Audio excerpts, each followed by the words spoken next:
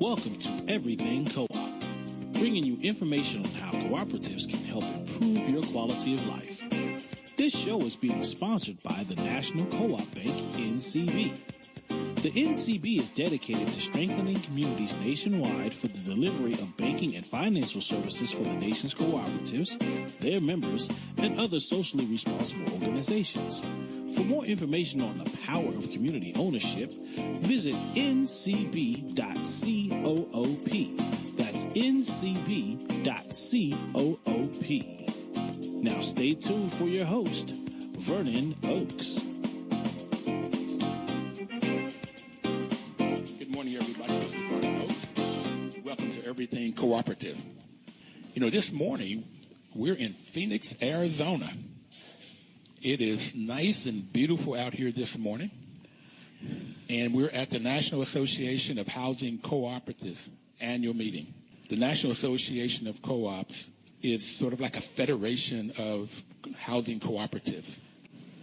So the National Association of Housing Cooperatives have been around for some time. They have people here from all over the U.S. and sometimes from Canada and Bermuda, St. Thomas, which is a part of the U.S. And right now, this morning, we've invited several people to just come in and tell us their name, what co-op they're from, how long they've been in the co-op, anything that's interesting that's going on in the co-op, and kind of think what they've learned. And Miss Audrey Dickerson is the first person here from Boston. Good morning, Audrey. Good morning, Vernon. How are you? Great. You're coming across loud and clear. Thank you for coming in this morning. No problem. So, where are you from, and what's the name of your co-op? I'm from Boston, Massachusetts, and I'm from St. Joseph's Community Incorporated. St. Joseph. How many units do you all have? We have 137 townhouse units. Okay. How long have you lived there? I moved into St. Joseph February of 1970. 1970? Yes, 1970. You were 5? I'm up there. But that's when I moved in February of 1970. 42 years? Yes. I've been involved in cooperative housing for 43 years. 40. Okay. So, are you on the board? Yes, I am on the board of directors. I am the president of the board of directors, and that means that I'm the president of the housing cooperative. It's like being the CEO. Okay. So let's go. 100 and how many units? 137 townhouse units. Okay, so it is a cooperative, a housing cooperative. Yes. And so people out there, let me first give you the 4 different types of co-ops. And for those that have been listening, you've heard this a lot, but I like to make sure people know there are 4 major types. And it depends on who owns and controls the business, because each of these housing co-ops are a business. And if it's owned and controlled by the employees, it's called a worker cooperative. Therefore, any business you can think of that have employees could be a cooperative. And if it's owned and controlled by the people that uses the products or the services, and that's like credit unions or housing co-ops, and there's a health clinic in Madison, Wisconsin, that the patients own and control that health clinic, then it's called a consumer cooperative. And those are some examples. So there's different types of consumer cooperatives where the consumers. Food co-ops are an example, and they're scattered throughout the U.S. Food co-ops could be, in most cases, they're owned by the consumers, the people that shop there. And so in some cases, it's owned by the employees and the consumers. So a worker cooperative and a consumer cooperative. The other 2, which you have a lot of farmers and now artists are doing, is when they call a purchasing co-op. They purchase their products together. Okay, they purchase their products so they can buy in volume. They'll have a staff that helps them to buy, so they'll know the vendors, they'll do the contracts, and when they buy in volume, they normally get better products for a lower price. And so that's why people come together. Farmers do that to buy grain and fertilizers and gas and whatever else they might do. They also may buy equipment together. And Audrey, I have found since I've been doing this show, which is now 5 years, this is our 5th year anniversary this October. Congratulations. And that artists are beginning to form purchasing co-ops. They may go out and purchase, like in Pittsburgh, there's a group called Ujamaa, and they bought a storefront so that the ladies mostly that do their different artwork and have a storefront, individually they couldn't afford it. but collectively they can, and then they work it. And then the other side of it is the marketing cooperatives. Again, the farmers have been using this a lot. The farmers have to farm. They have to buy the stuff that they need to farm, and then they have to market their products. And they may not know how to do all of that. So they form marketing co-ops, Ocean Spray, Land of Lakes, Cabot Creamery. Those are all different types of marketing co-ops. So those are the four basics. And housing co-ops, which Audrey is the president of one, St. Joseph in Boston, Massachusetts, 137 units. So townhouse units. Townhouse units. Okay. 2 levels? There are 2 levels. For the 1 bedrooms, they're just a single level. For 2 bedrooms, they're upstairs and downstairs. For 3 bedrooms, that's the same. Most 3 bedrooms have a basement. Those who don't have a basement are split levels, so there are 3 levels. And then you have the 4 bedrooms that basically have basements, and they're 2 levels plus their basement.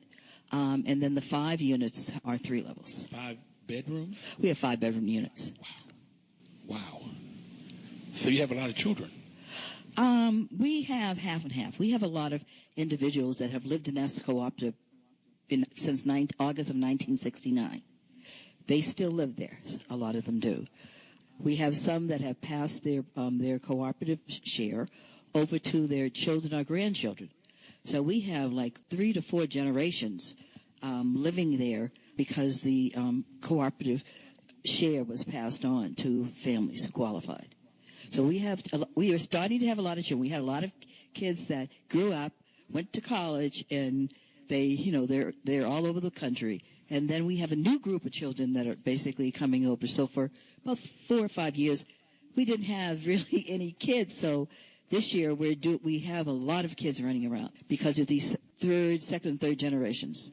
And so it's great seeing the kids riding their bikes and running around and playing. And then we have, individuals that they're just the husband and wife. They've never had any children. But we look at St. Joseph as a family cooperative.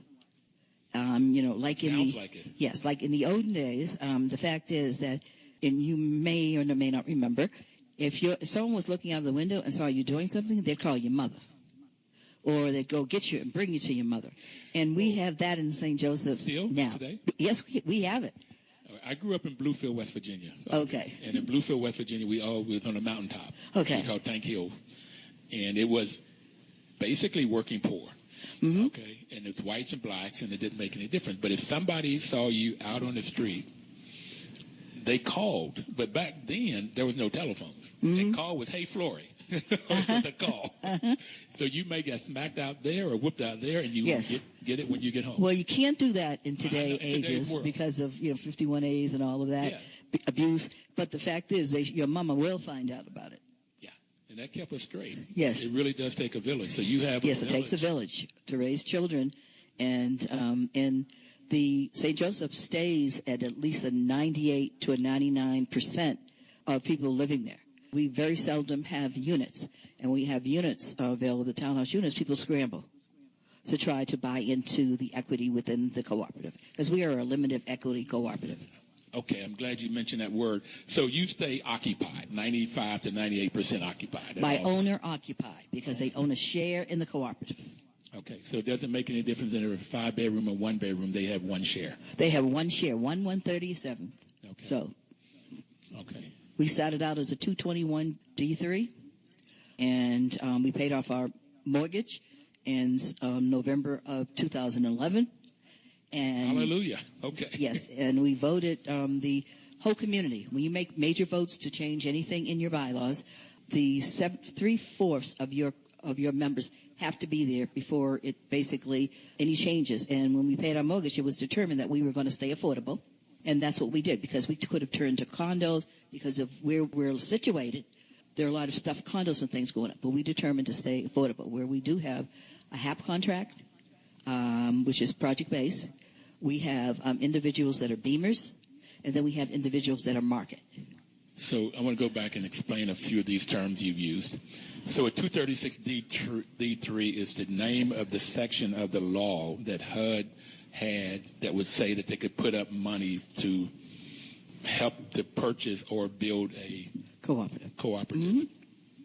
And so that's why it's a limited equity co-op. Limited equity co-op means that there's a limited amount of profit that you can make off of your initial investment. Correct. Okay, your deposit or subscription fee or whatever that's called. Subscription fee. Okay. So they put a limit on it. Now, I used to think, when I first heard about limited equity co-op, I used to think that was a way that, because a lot of these housing co-ops, limited equity, were in black neighborhoods. So I used to think that there's a way that people in power would make it so that black folks could not make money. That was my first impression. And since then, though, I love limited equity co-ops. Yes. Why do you like them? Because it gives a person a sense of ownership. And when you have a sense of ownership, you basically makes you feel good because, you know, they have a right to live in that unit because they have a share. But to them, that's, you know, they take care of their front yards, their backyards, inside of their houses. They don't have a landlord, so they don't have to deal with that. And, you know, there are bylaws and there are occupancy agreements to say what the cooperative is responsible for and what the members are, or shareholders members are responsible for. And one of the things I want to bring up is that we were built started in 1968. Roger Wilcox, who from the National Association of Housing Cooperative, came to Boston. The Catholic Archdiocese wanted them to develop co-ops. St. Joseph was the only one that was developed in an urban area. Two others were built outside of Boston in suburban areas. So if anyone knows the outside of Boston, like Norwood is one of the places. But we were built as a cooperative, not as a rento, changed into a cooperative. So there's a little bit difference there. So and people enjoy the fact of ownership. All right, we're going to take our first break, and we'll be right back. I got several things to talk about. Please don't touch that dial.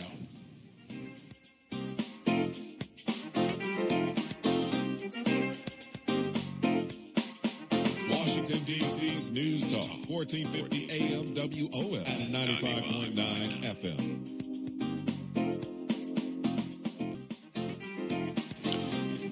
Information is power, and that's why WOL is a great partner. Information. Well, you know, information isn't where you get your power.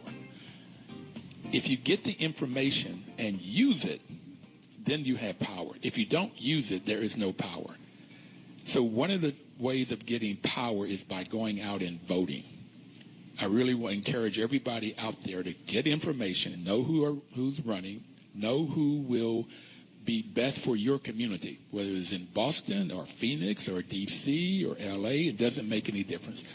Find out who's running. In this midterm election, I have found out and believe that it's more important than the presidential because it's on a local level of where those laws are made on a local level. So they're very, very important. So please get out and vote. Get the information and use that information. Get into action, and the action is where the power is. Miss Audrey Dickerson from Boston is our guest so far this morning. We've invited some other people from the National Association of Housing Co-ops annual meeting in Phoenix, where we are this morning.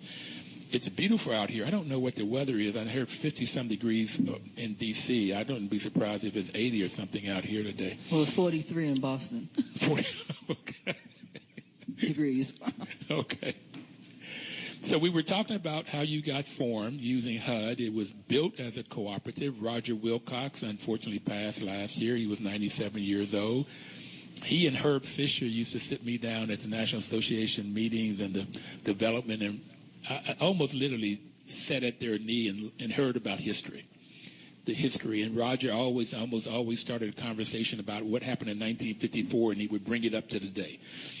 Just a wealth. And he was writing a book, never got it published or finished before he unfortunately passed.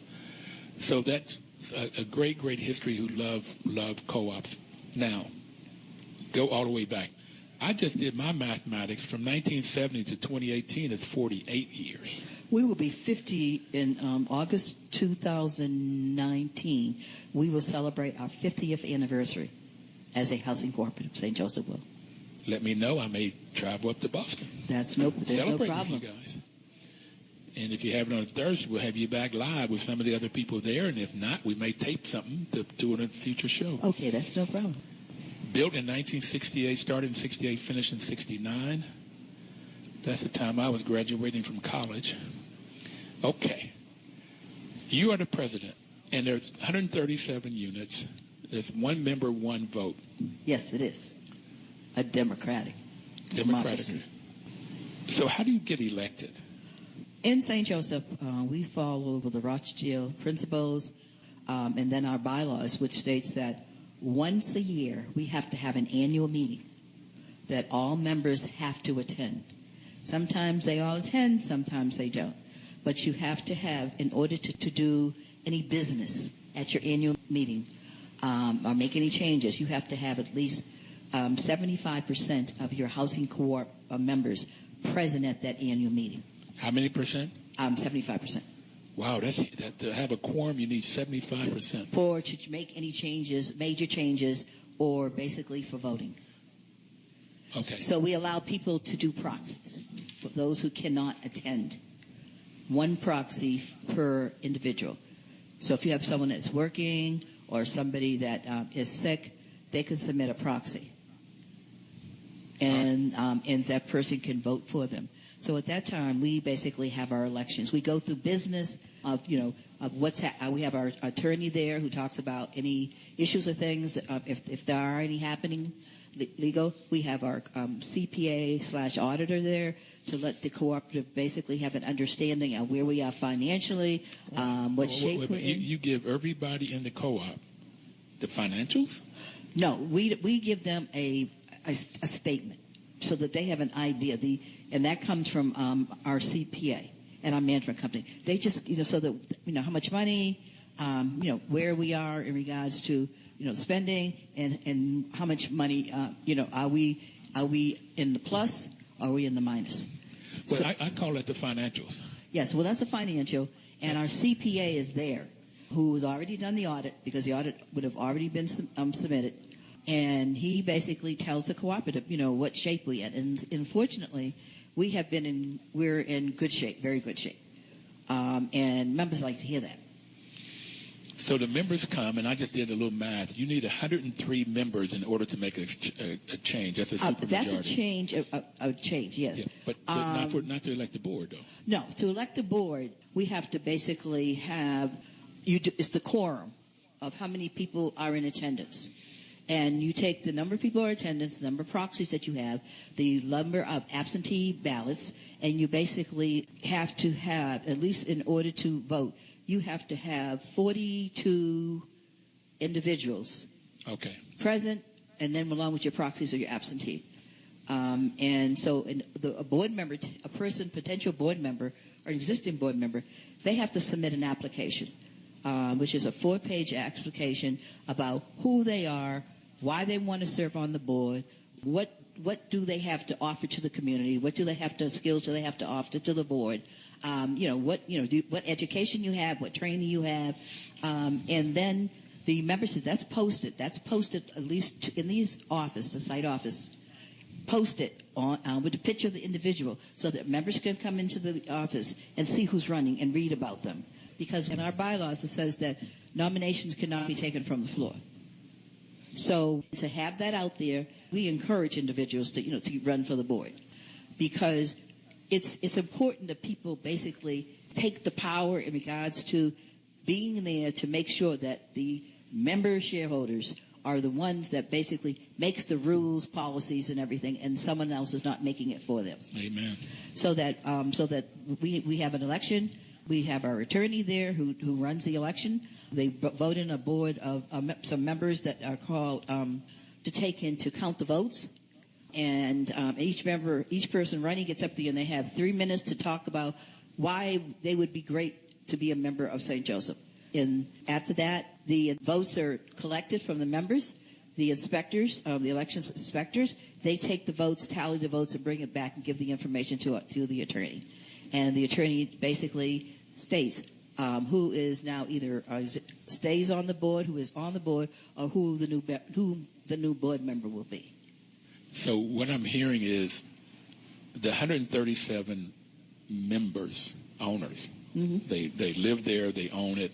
they're the ones that, through their bylaws, tell them how they can elect the board of directors. Yes, it's in the bylaws. And then the board of directors then are the ones that manage they got fiscal responsibility? We have fiscal responsibility. We have to we comply with our bylaws. We develop policy. We develop house rules and regulations. And we hire a managing agent that will come in to do the day-to-day running of the cooperation. And every month we have a board meeting, and all that information is given. How often? We have a board meeting once a month. Okay. Once a month. The only time we don't have a board meeting is August and December. But other than that, we have, and you have to attend, because a board member cannot miss 2 consecutive meetings. If they are, then they're basically, they have to give reason and rationale, because you can't, be part of something when you're not there to make sure that things are happening that need to happen. And once a week, I get an update from the managing agent in regards to anything that's happening in the cooperative. So I am totally aware. Sometimes I may put my input or basically, ask why certain things were done. I'm not a micromanager, but I make sure that the welfare. It is my fiduciary responsibility to make sure that the welfare of the cooperative is being met. Okay, so this is what I call an inverse pyramid. Mm-hmm. You got the members on top who have the power. Yes. They have the power, and if they get the information and they come to board meetings and then they know who they can elect, then they can put that power to use by electing a board of directors and holding them accountable to create the kind of policies that they want. Yes. And follow the bylaws or change them.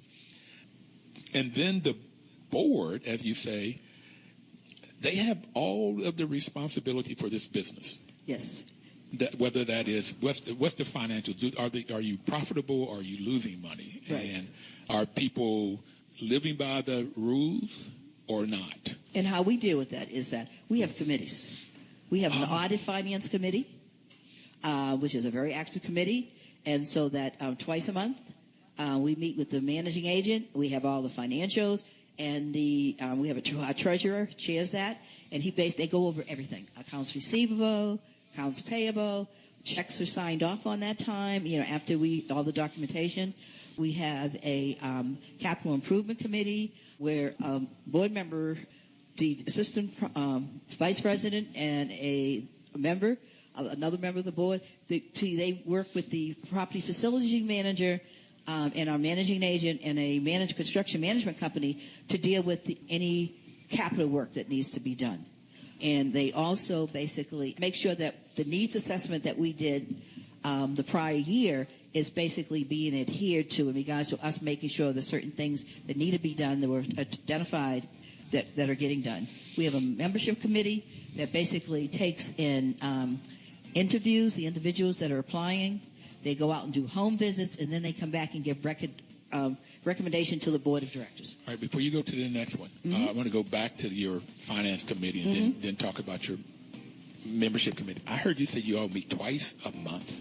Yes, the audit finance committee meets the first and third Thursday a month for 2.5 hours at least. And then you have a board meeting. So you have 3 meetings for this people in the finance committee. Yes. You're on that committee? I sit in, but I just sit in because president usually can sit in on any committee, Right. but to make the finance committee is very important.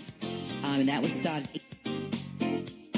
It's News Talk, 1450 AM WOS and 95.9 FM. Vernon Oakes. Welcome to Everything Cooperative. If you're just joining us, I'm in, Miss Audrey and we're in Phoenix, Arizona with the National Association of Housing Cooperatives, their annual meeting, and she is from Boston, Massachusetts. The National Co-op Bank sponsors this program. NCB's mission is to support and be an advocate for America's cooperatives and their members especially in low-income communities, by providing innovative financial and related services. National Cooperative Bank has sponsored this program for the last 5 years. We are celebrating our 5th anniversary this year. We started 5 years ago. Miss Audrey, we were only going to do it for a month to celebrate Co-op Month because October is Co-op Month. Mm-hmm. But it hit off. I really enjoy talking to people throughout the co-op world, and I'm talking about the whole world. We've had folks from all parts of the world. Most of them are from the U.S., but there's a lot of co-op action going on in places like Russia and China and Latin America and all through Africa. So there's a lot of co-op. Asia, but huge co-ops in India, farming co-ops and so forth. But National Cooperative Bank has been a great, great, great sponsor. And Chuck Snyder and the group there, Chuck is the president. Not only do they support us financially, but it's all motivationally. They really get co-op and want to get more people to understand what co-ops are, how they function, and how they're really good for everyday people. They're good for everybody, but particularly everyday people to do exactly what you were doing in Boston. That is, have some control over your life. Yes. And that's what we were explaining, that the members, 137 members from 1 to 5 bedrooms in Boston at the St. Joseph Co-op that was built as a co-op from scratch in 1968-69 time frame.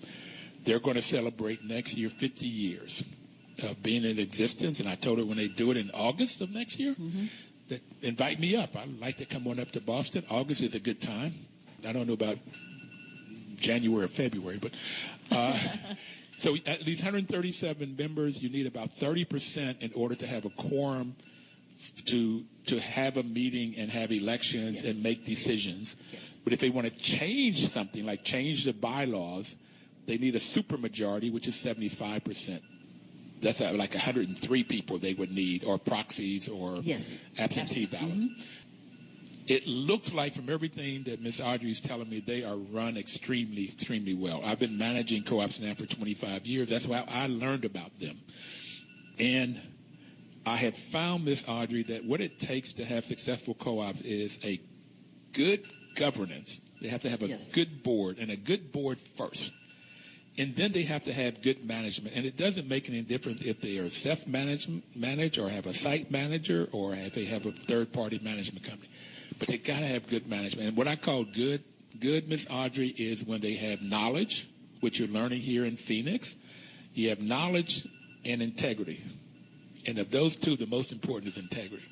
Because I've got a 16-unit co-op that's made with seniors. And at one point, I don't think, at most we had was a high school degree, and they didn't have a lot of knowledge, but they had got common sense, mother wit, if you will, and integrity. They held themselves accountable, and they held me accountable. Okay. And that's what it sounds like you guys do.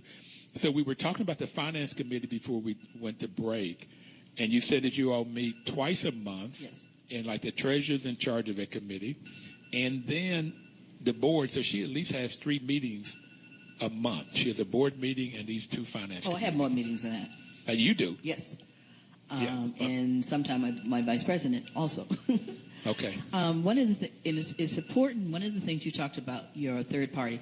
We have a managing agent, which is Trinity Management LLC in Boston, and one of the things that's in our management agreement, that they come to the National Association of Housing Cooperative.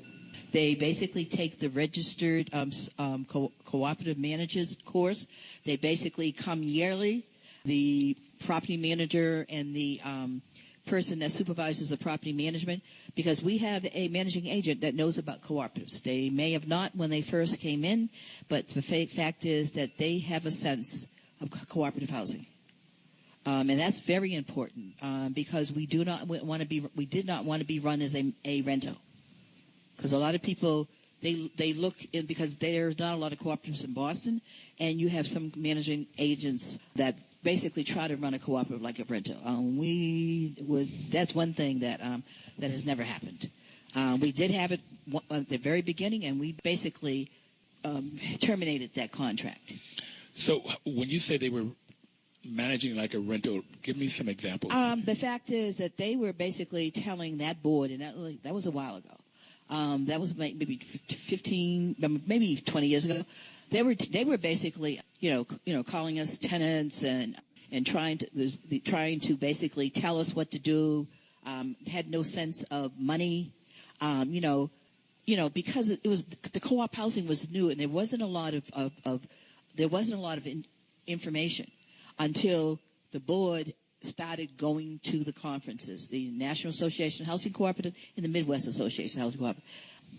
Boston did have the Massachusetts Association of Housing at that time, but they basically were not providing training, so we had to travel to get the training and the knowledge.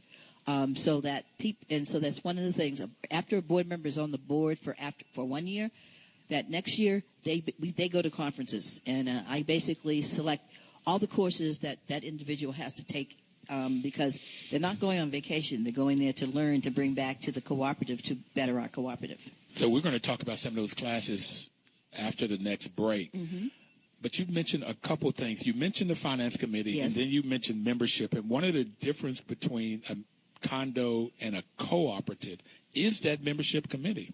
Yes. How does it function? The membership committee basically, they basically meet to make sure that they know fair housing law. And they're members. A board member is not a member of the membership committee, which is the membership selection. They're the ones who select individuals to bring to the board for a recommendation as to be members. They are members, all of them. There are 3 of them. They are members, and they basically meet once a month. Our managing agent, Trinity, basically taken to get a person comes in. They want to basically an application. We give them a form that tells about what housing cooperative is about.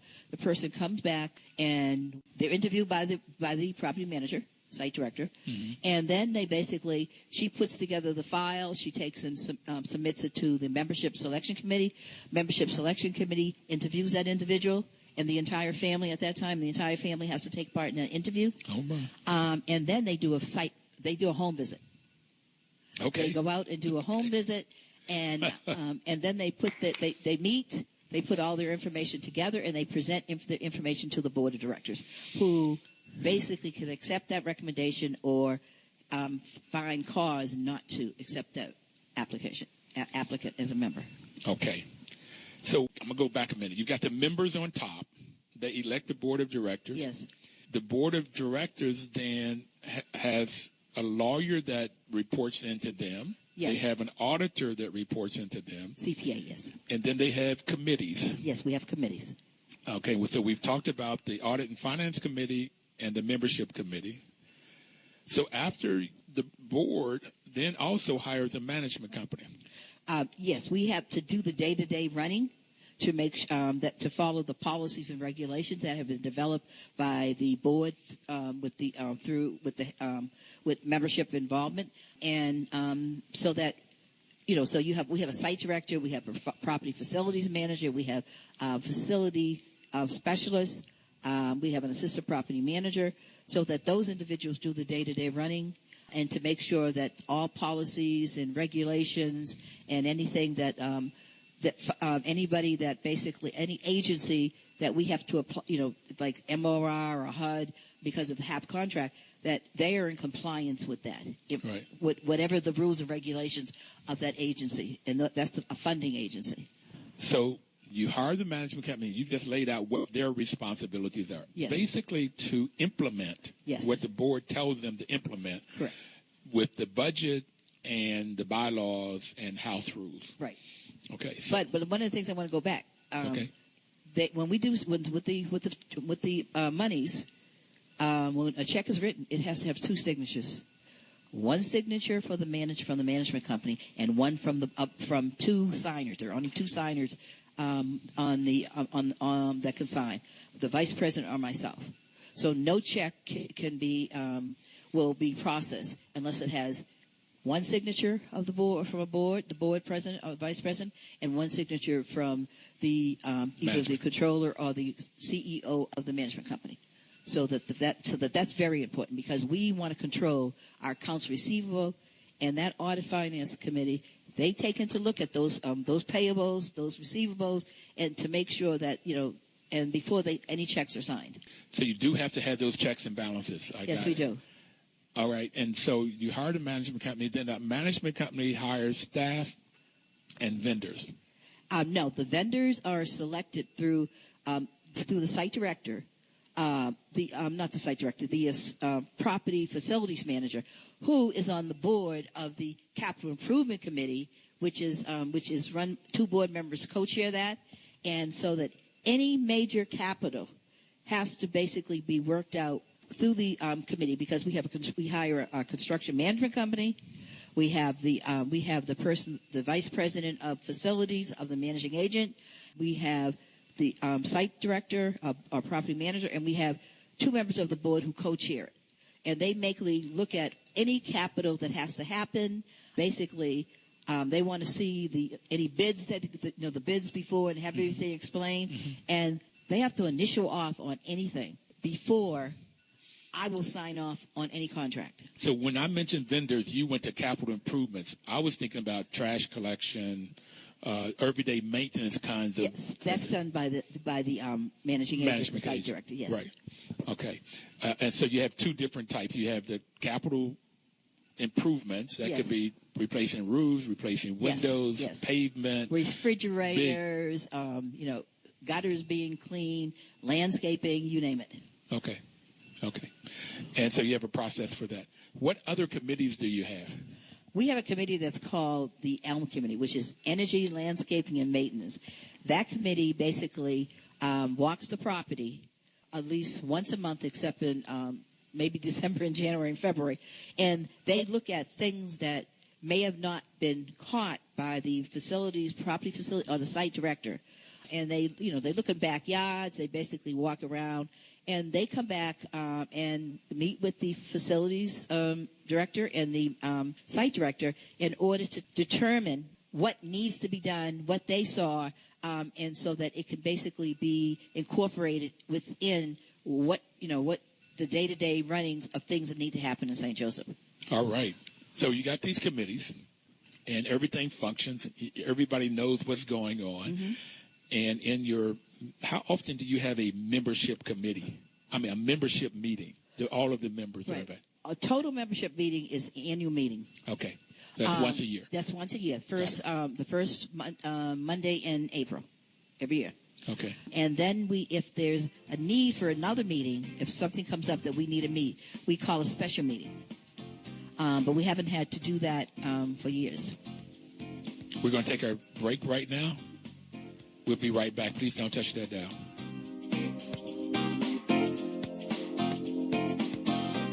Washington, D.C.'s News Talk, 1450 AM WOS and 95.9 FM. Welcome back, everybody. This is Vernon Oakes. This is Everything Co-op is our show. We're in Phoenix, Arizona at the National Association of Housing Co-ops annual meeting. And we have Miss Audrey Dickerson from Boston, Massachusetts, talking about their co-op, which is a 137-unit, the St. Joseph Cooperative, built in the 68-69 time frame. They are going to celebrate 50 years in business. They paid off their mortgage, which was HUD funded. It's a limited equity cooperative, so it's affordable housing for 50 years, and their members voted to keep it affordable and not try to go out and make a whole lot of money, but keep it affordable for generations to come, which is admirable. I've had a couple of limited equity co-ops that went condo, and they regretted it for a whole lot of reasons. One is, which was amazing, and Roger Wilcox explained that to me. I couldn't explain it to them to get them to change their mind, but when you bring in people making $150,000, $250,000, $300,000, and then the folks that have been there are making $40,000 or $50,000. The people that's making this lot of money, they may want to have all of these improvements that the people that have been living there for a long time can't afford. Right. And you get this two-class of people, and there's total frustration and friction going all the time. And that I've experienced that with 2 different co-ops that decided to go condo. For the people that left, they got a chunk of change, but in Boston, that change doesn't go very far. It sounds like a lot. No, not in Boston. Prices of homes and condos, they're sky high. So I really admire you guys for keeping the limited equity. And for you all and for generations to come. Mm-hmm. You said there's 3, 4, 5 generations already have been there, and for just 4 generations. 4. Some of them, the 5th generation, some of them are pregnant now. Okay. So the fact is that it could go to that, but right now we're up to 4 generations. So I say that co-ops help people get financial wealth and social wealth. Yes. And you've already said it takes a village to raise a family, and you all work together to help raise their children and make sure people are going to. Do you get a sense also that you have learned more and people there on how to work with the police department, with HUD, with other different agencies, no matter who they are? And so you learn how to work together within the people in the community. So when there are conflicts, you know how to resolve those, and you learn how to work with other organizations. Right. Is that right? Yes. My father taught me that you have to be politically astute and know who your representatives are. And that's one of the things that I know every representative, every senator, every city councilman, and they know who I am. We invite them out to the cooperative. We invited them to fairs, or we go to when there's something there. We make sure that our presence is known. So that just like the police department, we basically have them come to our annual meeting. We have a rapport with the community service officers who are police officers and the community that abuts us, because the fact is that we need to, like we have a big a ballpark across from us, so we need to deal with the city in regards to making sure that the trash or the people are not coming and walking through our cooperative, because we have, no trespassing signs, and to go to the liquor store, so that's, so that we basically are a tight community. And because from June of every year until the 1st of November, we basically have a first arm of security, which basically they come from Thursdays to Sunday, and we have patrols, and just to make sure that people from the outside aren't coming in to cause problems. Okay. We're not having any problems inside, because our community service officers say, nothing happening in there. Maybe 10 years ago, we basically, there was a little gang stuff there. And basically, we basically dealt with the police, we dealt with the courts, and those individuals either had their children leave and live someplace else, or they moved out, because we did not need that. And so that the fact is that that's why we have a good rapport with the police, with First Armor, and so that our members can sit on their porches and not worry about someone coming through there and, causing problems and shootings and things like that. So we're here in Phoenix at the National Association of Housing Co-ops. The 5th principle, which is the principle that I like the most, is education, training, and information. Well, at least that's the first one that drew my attention to co-op. We've already talked about the 4th, autonomy and independence, yes, where you must have control over your property, not let a property manager or a government entity or anybody come and try to tell you all how to run it. Oh, no, we don't. That's something that we know how to deal with. Yeah. You have to follow laws like fair housing. Yes. So there's laws you have to follow, but you have control as long as you're living within inside those laws. Yes. As Okay. long as we're complying with, the HUD for the HAP contract, we basically comply with those regulations. And so that no one can come in and say that we're not doing our jobs, and that the cooperative is not running as a cooperative, financially stable, and always filled, no vacancies. So how many board members or members from St. Joseph is here in Phoenix? 3. 3. So what classes That includes myself. Okay. What classes are you all going to be taking? It depends on the specialty of the individual. For instance, my vice president, he basically sits on the audit finance. So he will be sitting in on classes that have to do with financial management, so that he can take that back, share with the committee, and share with the board of directors. Our other board member, she basically deals with the membership selection. So she will be taking courses that are within the marketing for futures of cooperatives, which talk about the different things that, who are we? What are we doing? What we're supposed to be doing? And how do we ensure that we're promoting our cooperative? How are we making sure that the name of our cooperative is out there through our website and our face page? So she will be taking that. because I am now a registered cooperative manager, even though I am not going to be sit as a property manager or micromanager. I will be taking registered cooperative managers courses like insurance.